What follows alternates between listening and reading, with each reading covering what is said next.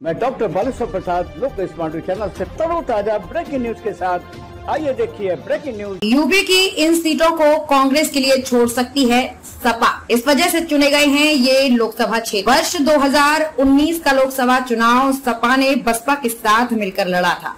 सपा नेताओं का मानना है कि उस चुनाव में जौनपुर, मऊ और अम्बेडकर नगर सरीखी अधिक संभावना वाली सीटें बसपा के लिए चली गई थी। वर्ष 2019 में लोकसभा चुनाव सपा ने बसपा के साथ मिलकर लड़ा था। सपा नेताओं का मानना है कि उस चुनाव में जौनपुर, मऊ और अम्बेडकर नगर सरीखी अधिक संभावना वाली सीटें बसपा के लिए चली गई थी। जैसे जैसे लोकसभा चुनाव करीब आते जा रहे हैं, सीटों को लेकर पार्टियां अपनी रणनीति बनाने लगी हैं। सबसे ज्यादा हलचल इंडिया गठबंधन के खेमे में है। सभी की दिलचस्पी इस बात में है सपा कांग्रेस और रालोद के लिए कौन कौन सी सीटें छोड़ती है। सूत्रों के अनुसार समाजवादी पार्टी उन लोकसभा सीटों को इंडिया गठबंधन के घटक दलों को पहले छोड़ सकती है जहां उसे कभी विजय नहीं मिली। इस तरह की उत्तर प्रदेश में करीब 19 सीटें हैं। इन पर सपा इसलिए भी दावा नहीं करेगी क्योंकि इनमें से कई सीटों पर घटक दलों का बेहतर प्रदर्शन रहा है। वर्ष 2019 का लोकसभा चुनाव सपा ने बसपा के साथ मिलकर लड़ा था। सपा नेताओं का मानना है कि उस चुनाव में जौनपुर, मऊ और अम्बेडकर नगर सरीखी अधिक संभावना वाली सीटें भाजपा के लिए चली गई थी, जबकि लखनऊ और वाराणसी सरीखी वो सीटें सपा के हिस्से में आई जहां वो कभी जीती ही नहीं।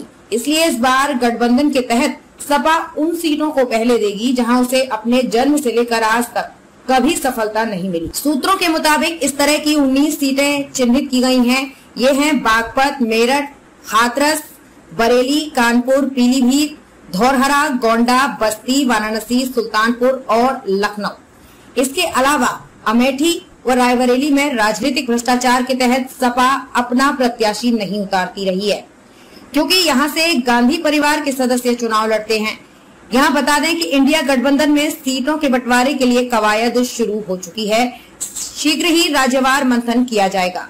कांग्रेस और सपा के बीच पिछले कुछ समय से सीटों को लेकर गर्मजोशी वाले बयान नहीं आ रहे हैं। सपा अध्यक्ष अखिलेश यादव कह चुके हैं कि इंडिया गठबंधन को सीटें देंगे, न कि उससे मांगेंगे। इसका मतलब ये साफ है कि यूपी सपा अपने अनुसार ही टिकट बांटने की बात कर रही है।